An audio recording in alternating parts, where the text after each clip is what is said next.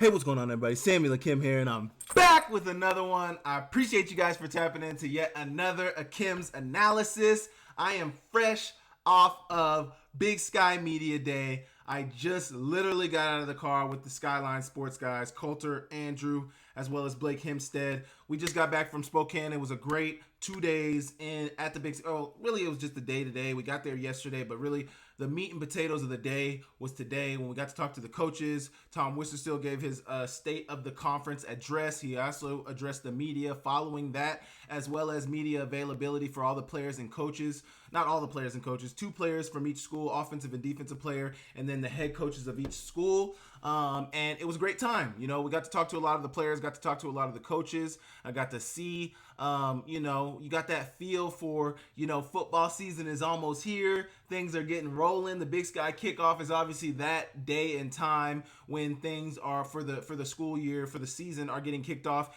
And I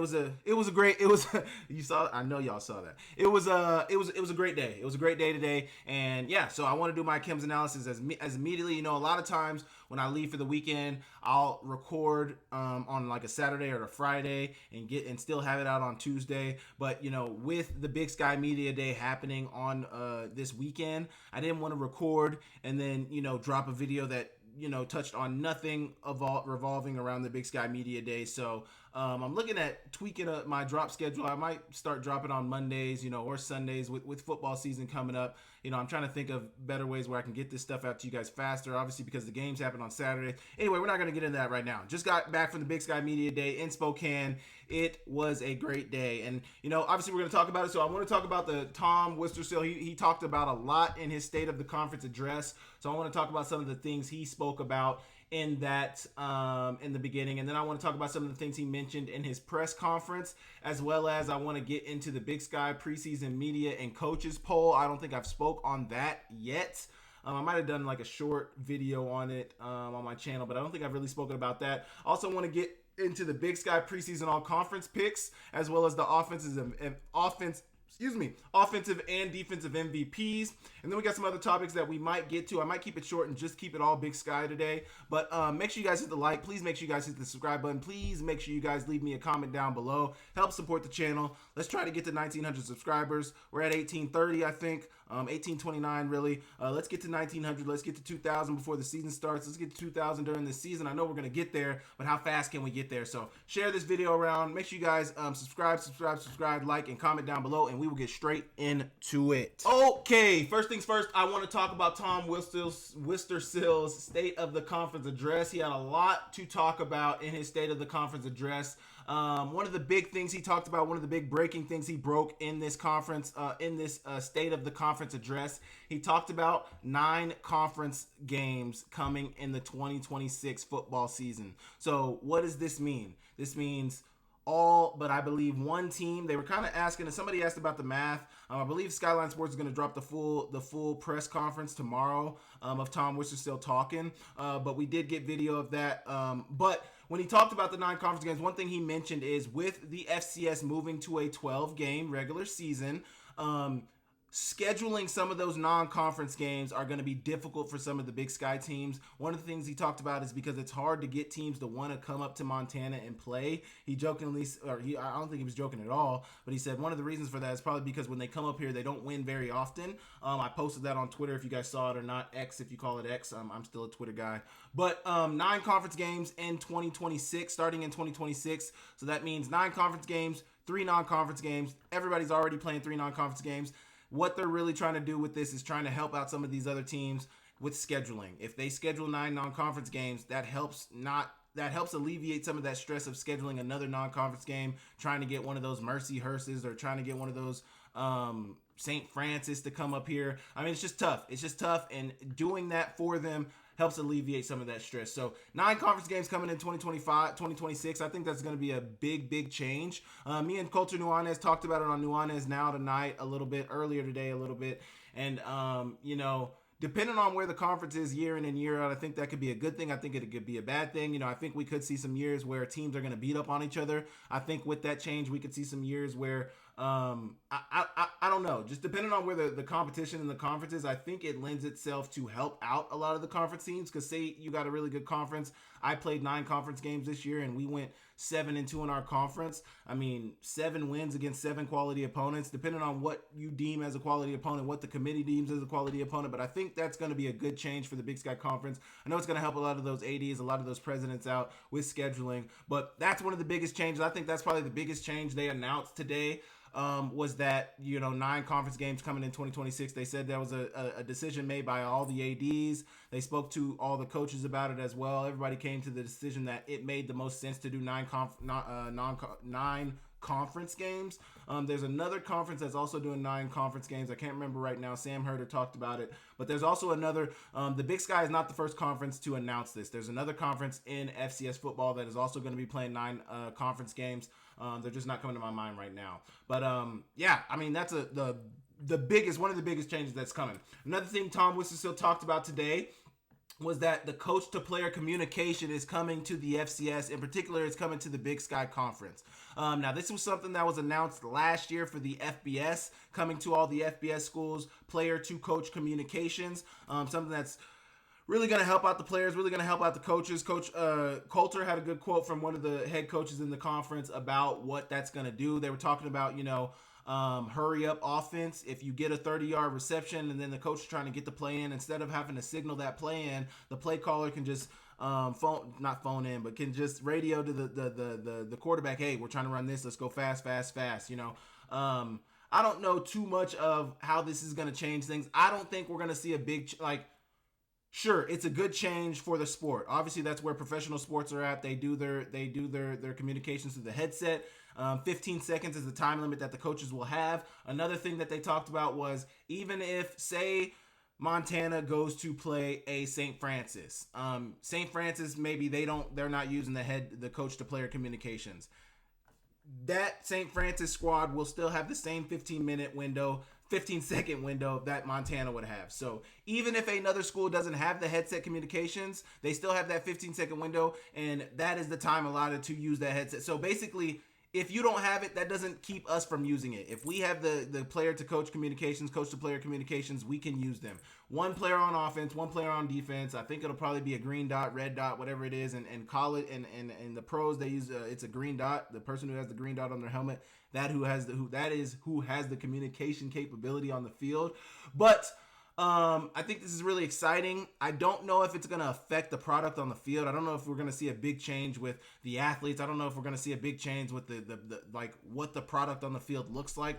Maybe we might see some more efficiency with the efficiency with how fast the plays are getting in and with how fast, people are getting lined up and things like that. I think it could help with that. But in terms of schematically and, what teams, how successful or unsuccessful teams are, or quarterback play and much like that, I don't think it's going to affect much. I may be wrong about that, but I just don't foresee that creating that much of a change. Just think, last year in the FBS, it was introduced in the FBS. Did you guys think you saw a big change in the play on the field? Or, maybe it's incremental changes. Maybe, there's a couple seconds faster with which teams are playing. And I'm sure there's probably some data on that, maybe there was, the plays were started maybe a second, 2 seconds, 3 seconds earlier in the play clock, or 3.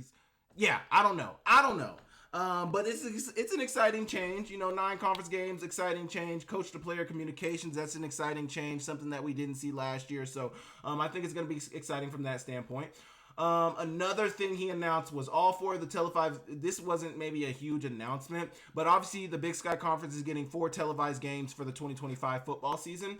All of those televised games will be on ESPN2, not on ESPNU. Tom Wistrcill talked about how, you get better coverage on ESPN2. Obviously, ESPNU has a brand and, they exist for a certain purpose, but you don't get as much coverage. You're not going to get as much viewership on that ESPNU channel as you would on ESPN2. So it's exciting, and it's a good thing that all of the televised games in the Big Sky Conference are going to be on ESPN2 and not ESPNU. I know also another thing with that ESPN2 versus ESPNU, a lot of times, sometimes, not everybody's TV package carries ESPNU. So a lot of times when you get those games, you're like, oh, it's a nationally televised game on ESPNU, but not everybody's TV package has ESPNU. I know a lot of times My TV package didn't always have ESPNU. I pay for ESPN Plus, so obviously I'm watching all the games on ESPN Plus. But then sometimes thank God when the games are nationally televised, they still carry the ESPN Plus as well. So a lot of times you can still get those games on ESPN Plus. If I'm not mistaken, I'm pretty sure that's how it is. But with ESPNU, I didn't always have that, so I wasn't always able to watch it on that channel. But another exciting change coming to the big. I mean, that's not really a change, but that's just an exciting development. Another thing that I thought was pretty exciting, not pretty exciting, but pretty crazy. Tom Wistrcill talked about this last year. I don't remember what number he said last year, but there's a lot of sports gambling going on in all the sports, and the Big Sky is not safe from that. And not that you have to be safe, but people are betting on Big Sky football a lot. $91 million was bet on Big Sky football in 2024. Let me say that again. $91 million was bet on Big Sky football, not Big Sky Athletics, not Big Sky Sports, not the Big Sky Conference. $91 million was bet on Big Sky football in 2024. I might have said 2025. 2024, $91 million. I put in my notes, sickos. That is the sickos. If you guys know about the sickos committee, they're Big Sky After Dark peeps. Obviously they're not the only ones betting on Big Sky football, but I mean, there's some degenerates out there betting on some Big Sky football, late night, Big Sky After Dark, and I don't know. I mean, obviously when Tom Wistrcill brought this up, he's talking about kind of the safety with the players and, healthy sports gambling, but also with this, I mean, it's pretty exciting that people care enough about Big Sky football that, $91 million. We did the math. Say there's 15 weeks in the regular season, or 15 weeks in the season, counting the playoffs. I think Montana State played 15 or 16 games last year. Let's do maybe even 16. That works out to be like $5 to $6 million a week bet on Big Sky football. So a lot of money being bet on and it makes me think, if there's $91 million that was bet on Big Sky football alone, how much money was bet on the SEC? How much money was bet on the Big Ten? How much money was bet on the ACC, Big 12? Like, all of these big conferences, if there's $91 million being put, almost $100 million being put on Big Sky football, what are some of those big conferences? I mean,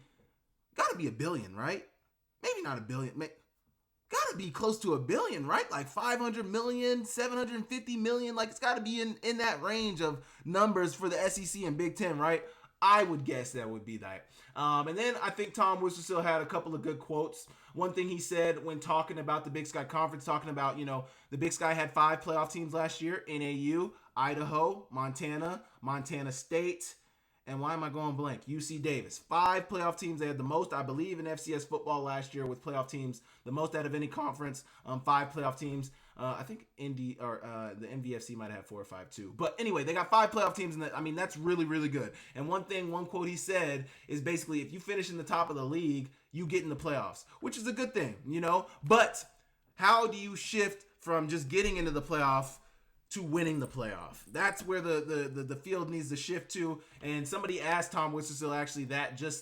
I think it might have been Flores, but he asked him, Victor Flores. He asked him, how does the Big Sky Conference go from? I mean, obviously the Big Sky Conference has been very successful, getting a lot of playoff teams in, but what does the conference need to do in order to get over the hump? Now, I don't think that's necessarily a question for Tom Wistrcill. I think that's more so a question for some of the coaches, say Brent Vegan, Bobby Houck, Tim Plow. I'm just naming the playoff teams. Obviously, all the playoff teams, Coach Wright, and I'm going blank, Idaho, Coach Ford. At the time, it'd be probably Coach Eck. But that's what you need to ask those people. Obviously, Tom Wistrcill can say, we gotta recruit better, we gotta play harder, and he actually he didn't get into a full analysis, but Tom was like, Montana State was right there. The first quarter wasn't great to them, but the rest of the game, they were a really good team. And I mean, like, I would say throughout those last 3 quarters, Montana State was probably the better team in that national championship game. But you got to play 4 quarters, and they didn't do that.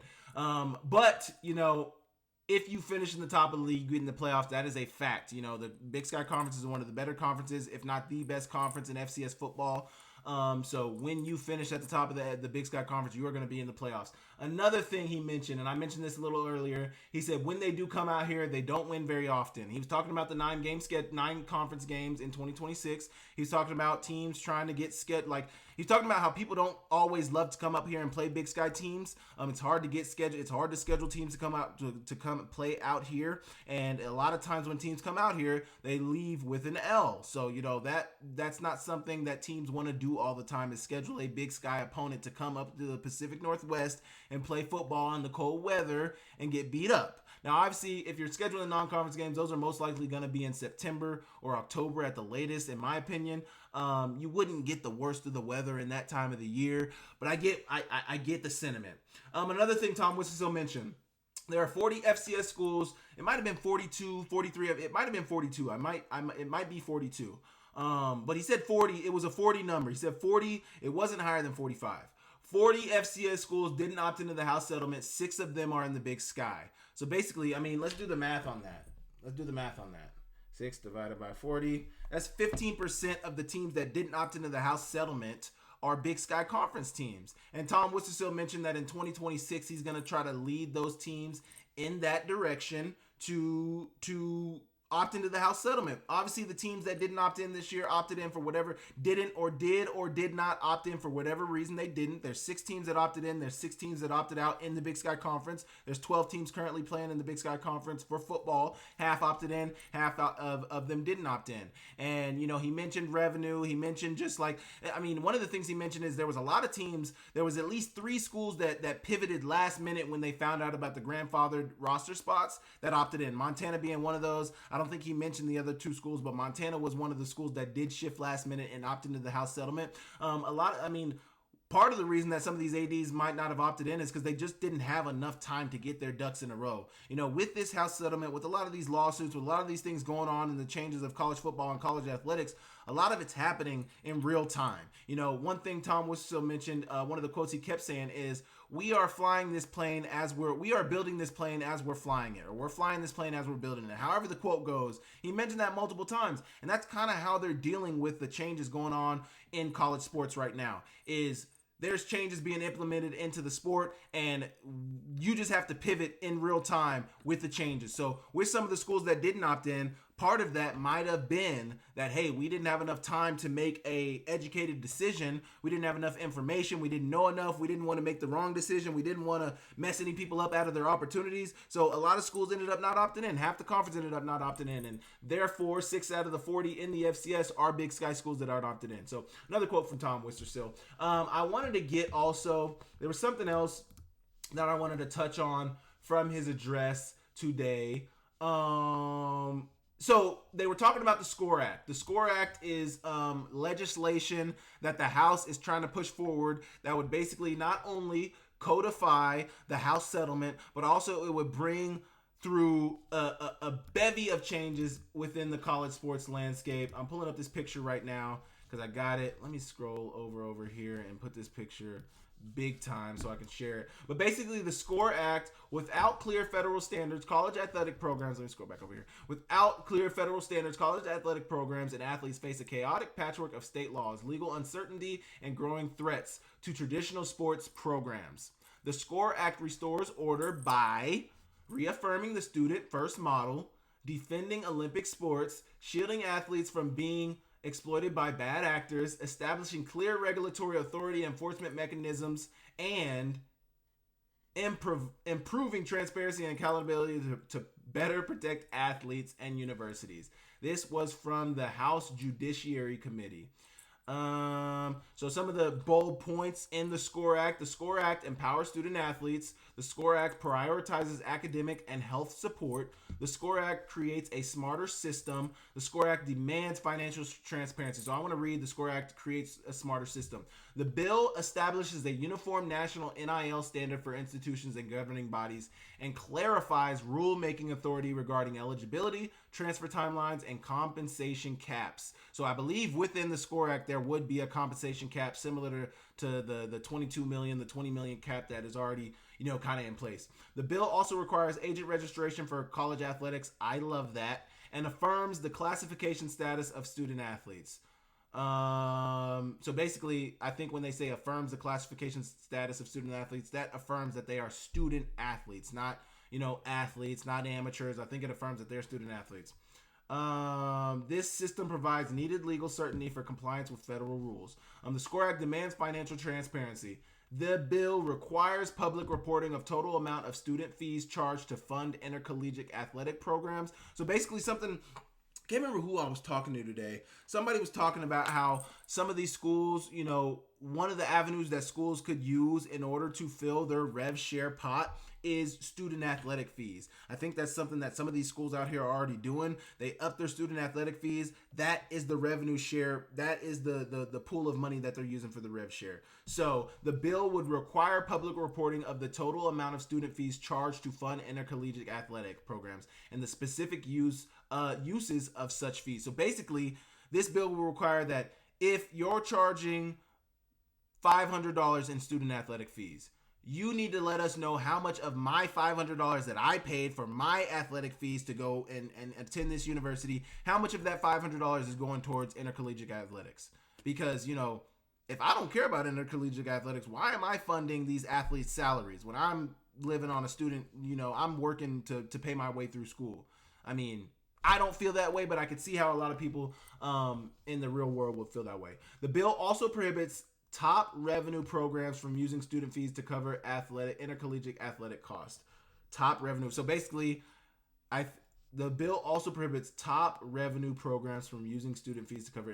So basically, football, basketball, at some schools, women's volleyball, at some other schools, women's basketball. I mean, the top revenue sports, you cannot use student fees to cover your intercollegiate athletics. So basically, any football team cannot use student fees to cover intercollegiate athletic costs, which a lot of people were pushing back on. A lot of people are not with that. And, even Tom Wistrcill talked about, he doesn't think this is something that would pass in the Senate. He thinks it would pass in the House. But, they talk about multiple times that it's going to have a slim chance of passing in the Senate. So, but this is something that the lawmakers, and Tom Wistrcill talked ravingly about this, because something that has come with the House settlement is a lot of lawsuits. A lot of people aren't getting what they want in terms of what's going on in college sports right now. So what they're turning to do is we're just going to sue, if I don't get my way, if I can't pay these athletes as much as I want, if I can't be this collective,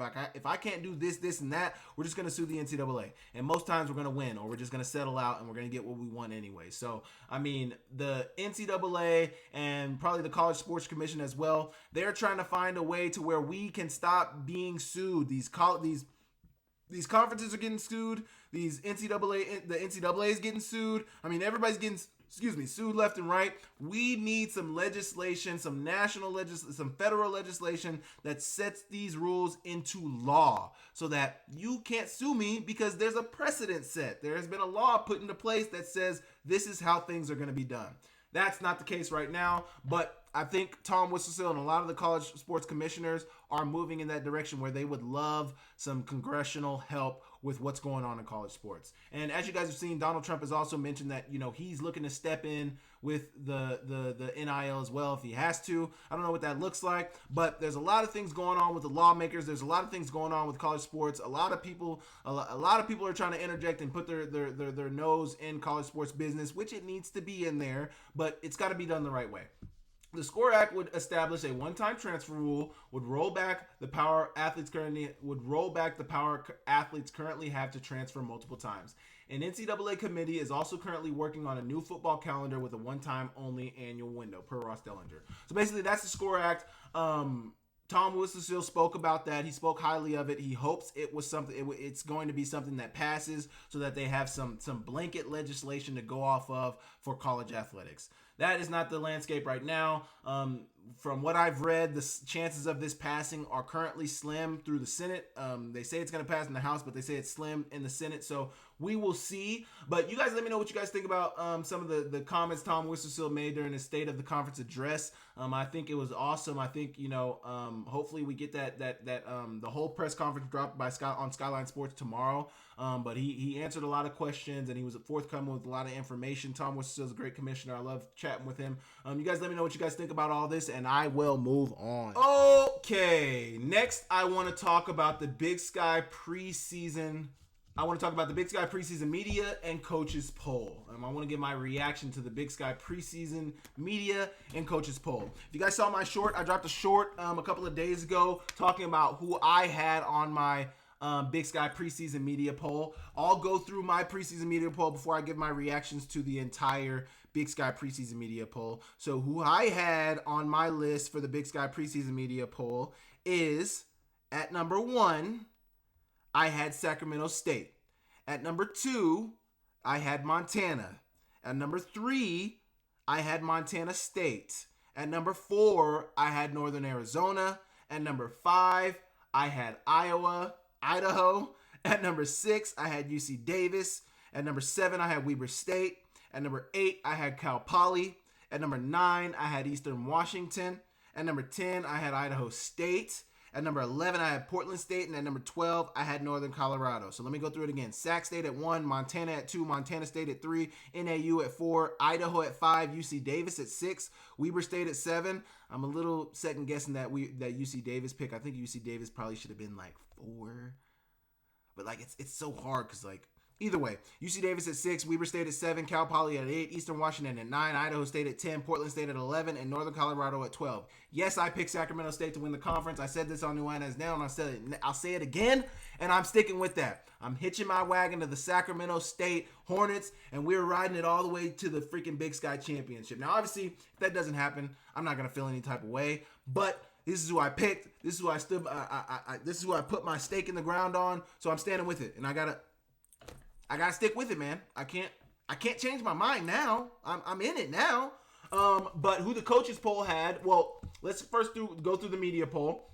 The media poll, Montana State with 31st place votes, Montana with 6 at number 2, UC Davis at 3, Idaho at 4, Northern Arizona at 5, Sac State at 6 with 1 first place vote.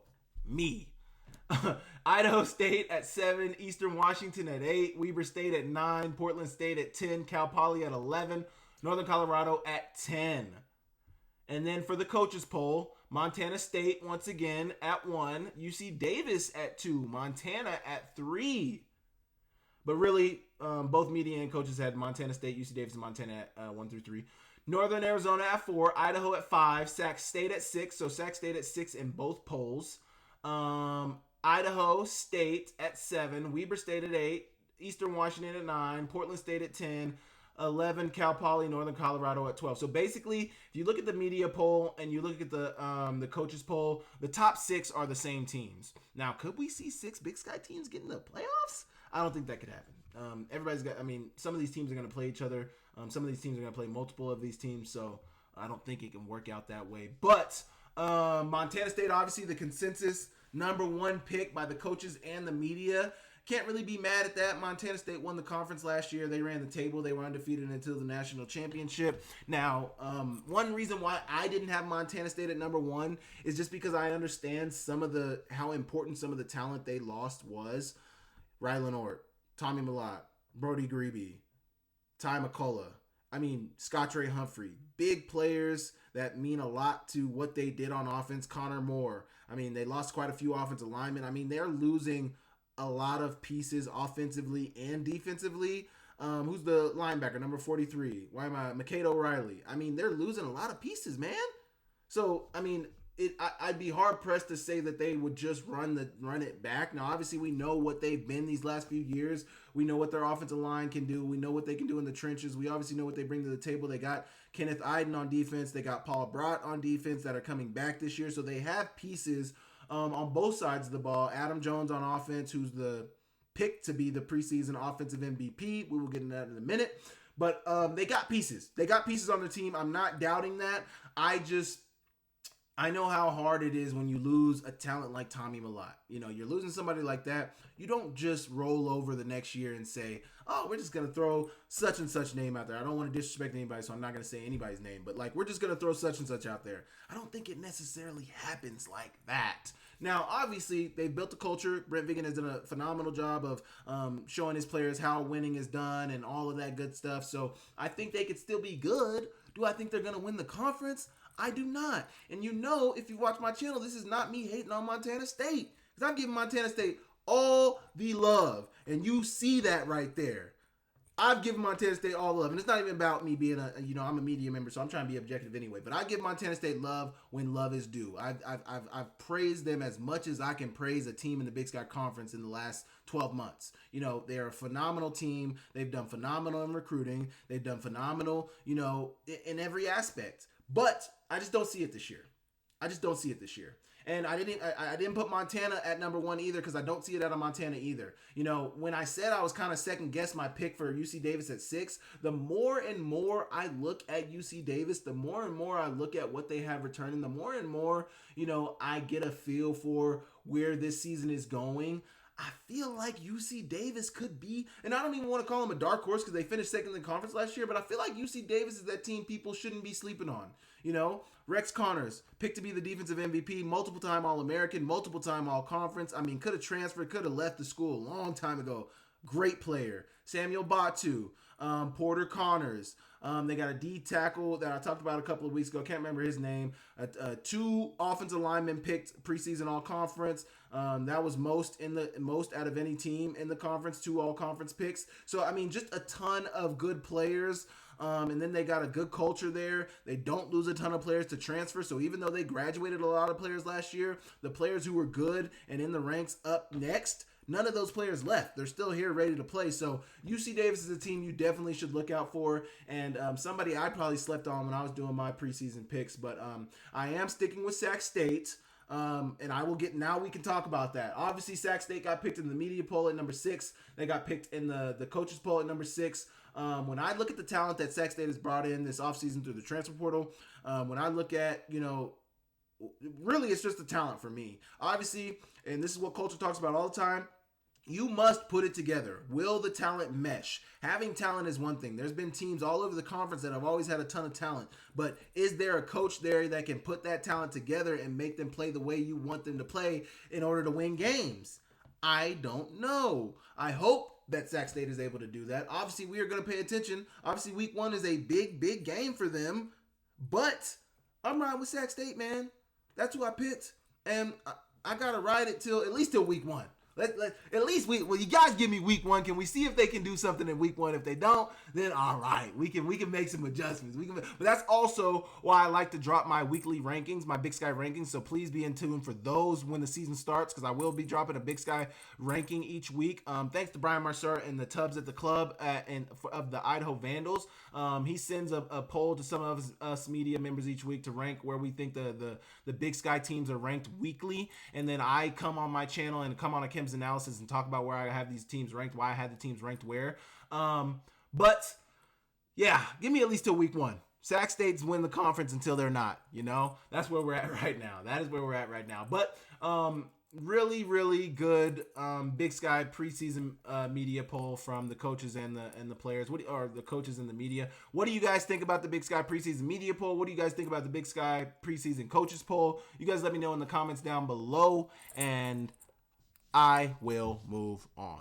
Okay, next I want to talk about the Big Sky preseason all-conference picks. At QB, we got Ty Pennington. At RB, we got, let me just show you guys. I want to share my screen. I meant to share my screen. We were going through the last one. My apologies for not sharing my screen. But you got Ty Pennington at quarterback. It's they're to me, and this is no disrespect to Ty Pennington, what other quarterback were you going to pick for this?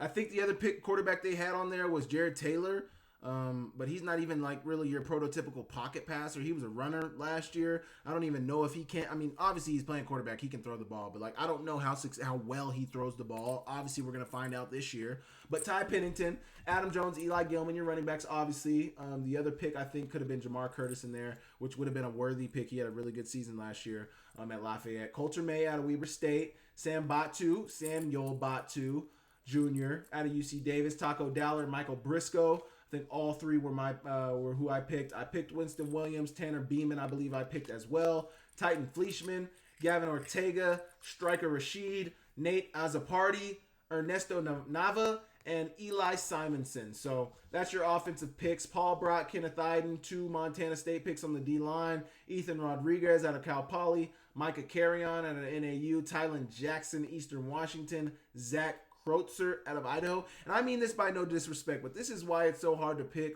who's going to be good in the conference this year. And this is why it's kind of hard to this offseason has been a little difficult trying to analyze some of these teams and analyze some of the talent they have, because I don't know who this is. I don't know who this is. I mean, no disrespect. And I feel like I've done a great job trying to cover the conference, trying to, obviously I spend a lot of time covering Montana State. I talk a lot about Sac State. I talk quite a bit about UC Davis. I try to talk about Idaho, but like, I don't know a lot of these guys, man. Currently, I don't. Peyton Wing at linebacker for Montana. Porter Connors at UC Davis. Both, I believe I voted for both. Isaiah King at Idaho. Brandon Wong at Northern Arizona. Nathan Reynolds at Idaho State. I know I voted for Nate Reynolds. Rex Connors, the defensive MVP pick, preseason defensive MVP. Mason Rivera out of Cal Poly. Cam Chappa, definitely voted for him. He tied for the lead in conference with Jace Kluswich for interceptions last year. DeJean Wells out of Eastern Washington. Isaiah Green and Mason Young. From Montana, you have Michael Wortham as a kick returner, and then you have him as an all-purpose. You got Grayson Peibel. Hunter Ridley out of UC Davis, Ben Daquila out of Northern Arizona, and Trevor Thurman, as well as Taco Dollar as punt returner. So that's your preseason all-conference teams. And then you got Adam Jones and Rex Connors as the picks for Big Sky Conference offensive and defensive MVPs. Now, I'm not mad at the Adam Jones pick. I mean, you couldn't have gone wrong. I think the options for offensive MVP were Jamar Curtis. I believe I chose Jamar Curtis, but it was Jamar. I might have screenshotted my thing. Let me go see who I might have picked. I can't remember exactly who I picked, but the options for offensive MVP were Jared Taylor, Joshua Wood, Eli Gilman, Adam Jones, and Ty Pennington. I believe for offensive MVP, I think I picked Eli Gilman. But I mean, I'm not mad at I think the two picks that really were the main options were Adam Jones and Eli Gilman. When you see Jared Taylor, Joshua Wood, Eli Gilman, Adam Jones, and Ty Pennington, I mean, it's really Adam Jones and Eli Gilman. Obviously, Ty Pennington could have a great year. Joshua Wood could have an amazing year. Jared Taylor could have an amazing year. But if you're picking based off what they did last year, your two options were Adam Jones and Eli Gilman. And you can't really go wrong with either one. Their stats are damn near similar. Both had about, Eli had 167 carries. Adam Jones had 184. Eli had 1,100 yards. Adam Jones had closer to 1,200. Eli had maybe 17 touchdowns. Adam Jones had maybe 15. So, like, Eli averaged 6.6 yards a carry. Adam Jones averaged maybe 6.3. Not maybe, he did average 6.3. So, like, you're splitting hairs. You can't be mad at the Adam Jones pick. Adam Jones had a phenomenal season as a freshman. When his starting running back was hurt for a lot of the year, he stepped up in big-time moments, in big-time games, and showed that he can handle the moment. So, I am not mad at the Adam Jones pick. I just think it leans a little bit towards Eli Gilman, man. A little, just a little bit. Like, just a little bit towards Eli Gilman. And let me tell you why. Because Eli Gilman, I don't think still yet in his career has had more than 20 carries in a game. I know for sure, I'm almost certain there wasn't one game in 2024 where he had over 20 carries. Let me just go and fact check this. Eli Gilman, we're going to his 2024 stats.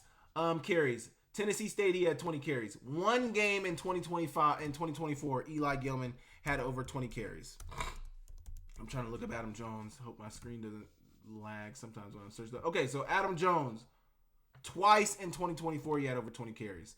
So both of them are kind of getting the same work share. Like I said, 167 carries for Eli Gilman, 184 for Adam Jones. I mean, you're splitting hairs picking either of them. You can't go wrong, and we're starting to slow down a little bit here, so I'm going to close these out. But you can't go wrong picking either of those guys. Adam Jones or Eli Gilman, you can't go wrong picking either of them. So I'm not mad at Adam Jones getting preseason MVP. He's well-deserving. Obviously, he's got to go prove it now this year. But, I mean, Rex Connors, that was probably a unanimous pick. Nobody probably voted for anybody else. Let's see what the options were outside of Rex Connors. Outside of Rex Connors, you had Tylen Jackson, D lineman out of Eastern Washington, Isaiah King, linebacker out of Idaho, and Paul Brott, D lineman out of Montana State. I mean, if you know what Rex Connors has done as UC Davis, there's no way you were picking anybody but Rex Connors. I bet Rex Connors was a unanimous pick by the coaches and the media.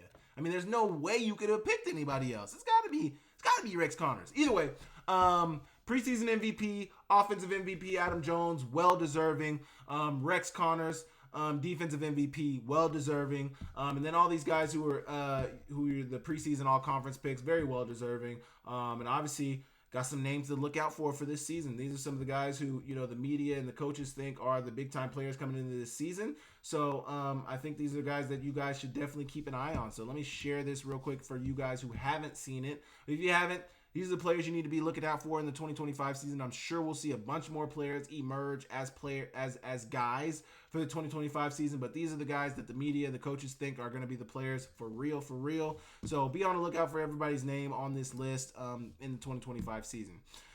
That is your preseason all-conference picks. That is your preseason MVP, defensive and offensive. You guys let me know what you guys think about that in the comments below, and I will move on. Okay, I had some other topics, but it is 10 o'clock, 10:30 actually right now, and I do want to get to bed. So I want to thank you guys for tapping into the channel. I'm going to strictly leave it to Big Sky Media Day reactions. You guys leave me all your comments down below. Leave me some questions that you guys want me to address next week. Leave me some preseason. I might drop and I know I say this often. Please forgive me. I know I say this all the time. But I may ask some questions for the fans going into the 2025 season. What are your biggest burning questions for the 2025 season? What can I answer for the 2025 season? You guys let me know in the comments. But I want to thank you guys for tapping into the channel, man. I appreciate you guys supporting me. We're going into another season, my second year as a credentialed media member. I am very, very grateful to be my second year with Skyline Sports, second year at the Big Sky Kickoff. I got my other tag somewhere around here. But man, 2 years in the media. You guys have been supporting me, showing my love, my channel love. So I want to thank you guys so much. Thank you guys for your support. Thank you guys for everything you guys have done for me. Please leave a comment down below. Please subscribe to the channel. Please leave me a comment on my videos. I love reading you guys' comments. Let me know if there's anything I can do better. Let me know if there's anything that I can improve. I know for some of you guys who are watching the audio, I am aware that the audio has been a little clicky. Me and Coulter are trying to figure out what the issue with that is. Obviously, I still want to drop the content, but obviously I do understand that the audio hasn't been the cleanest ever. So I do want to apologize for that, and I am working on fixing that. Hopefully it's fixed, but I am aware of that. So I don't want you guys to think that I'm just, looking past you guys. But thank you guys so much for tapping into the channel. Season is right around the corner. Obviously, Montana ball is going to have to wait for a couple of weeks, but we are going to get ball in a month. So I'm very, very excited about that. Thank you guys for tapping in. I will catch you guys next week. See you later.